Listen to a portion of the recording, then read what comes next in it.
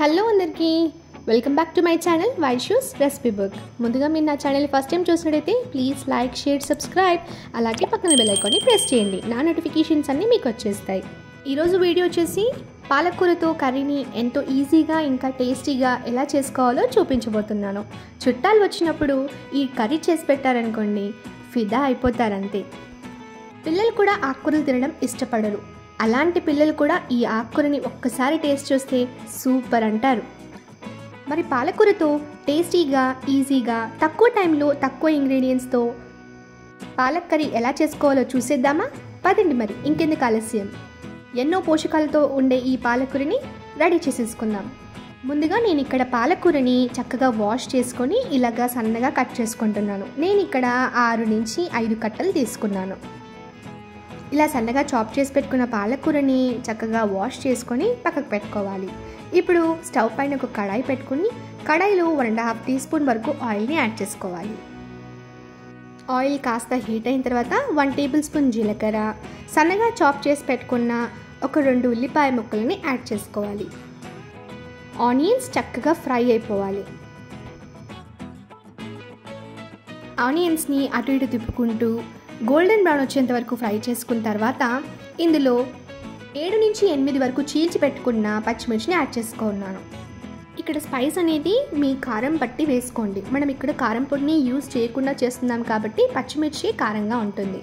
పచ్చిమిర్చి కూడా కాస్త ఫ్రై అయిన తర్వాత 1/2 టేబుల్ స్పూన్ పసుపు, 1 టేబుల్ స్పూన్ జింజర్ గార్లిక్ పేస్ట్ని యాడ్ చేసుకొని మొత్తం అంతా కలిసేలాగా ఇలా కలిపేసుకోవాలి. వీటిని చక్కగా ఫ్రై చేసుకోవాలి. ఆయిల్ కాస్త పైకి తేలుతున్నప్పుడు ఇందులో ముందుగా కట్ చేసి పెట్టుకున్న పాలకూరని యాడ్ చేసుకోవాలి.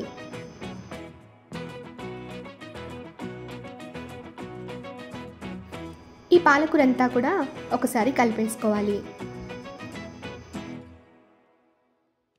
చూసారుగా, పాలకూర వేసినప్పుడు ఎక్కువగా ఉండే, ఇప్పుడు తక్కువ అయిపోయింది. దీన్నంతా కూడా మనం లో మీడియంలో పెట్టుకొని అటు ఇటు తిప్పుకుంటూ మూత పెట్టుకొని 3 మినిట్స్ వరకు ఉడికించుకోవాలి. నేను ఇక్కడ ఎలాంటి వాటర్ని యూజ్ చేయలేదు. పాలకూరలో ఎక్సెస్ ఆఫ్ వాటర్ ఉంటాయి కాబట్టి వాటర్ అంతా పైకి తేలుతుంది. ఇప్పుడు వాటర్ అంతా పోయిన తర్వాత సరిపడంత ఉప్పు, 1 టేబుల్ స్పూన్ ధనియాల పొడిని యాడ్ చేసుకోవాలి. చక్కగా ఒకసారి కలిపేసుకొని ఒక 1 మినిట్ వరకు ఉడికించుకోవాలి. ఇప్పుడు ఫైనల్గా ఇందులో 1 టేబుల్ స్పూన్ గరం మసాలాని యాడ్ చేసుకోవాలి. గరం మసాలా యాడ్ చేసిన తర్వాత మొత్తం అంతా ఇలా చూపిస్తున్న విధంగా ఫ్రై చేసుకొని ఒకసారి కలిపేసుకొని మూత పెట్టుకొని 2 మినిట్స్ వరకు ఉడికించుకోవాలి. 2 మినిట్స్ తర్వాత మూత తీస్తే పాలకూర చక్కగా ఫ్రై అయిపోయి నూనె బాగా పైకి తేలిపోయింది. అంతేనండి, ఎంతో టేస్టీగా పాలకూర రెడీ అయిపోయింది. చూసారుగా, ఎంతో టేస్టీగా, ఎంతో ఈజీగా, చాలా తక్కువ టైంలో, తక్కువ ఇంగ్రీడియంట్స్తో ఇంత టేస్టీ అయిన పాలకూరని ఎలా చేసుకున్నామో. ఈ పాలకూరని చక్కగా చపాతీలో కానీ రైస్లో కానీ నంచుకొని తింటే చాలా బాగుంటుంది. ఇలా ఒక్కసారి చేసి పెట్టండి, పిల్లలు వీటికి ఫిదా అయిపోతారు. వచ్చిన చుట్టాలు కూడా ఆహా అంటారు. నన్ను నమ్మండి. ఈ రెసిపీని ఒక్కసారి ట్రై చేసి ఎలా అనిపించిందో నా కమెంట్ రూమ్లో తెలియజేయండి. మరి వీడియో నచ్చిందా? నచ్చితే ప్లీజ్ లైక్, షేర్, సబ్స్క్రైబ్, అలాగే పక్కన బెల్ ఐకాన్ని ప్రెస్ చేయండి. నా నోటిఫికేషన్స్ అన్నీ మీకు వచ్చేస్తాయి. మరొక అమేజింగ్ వీడియోతో మీ ముందుంటాను. మీ వైష్ణవి.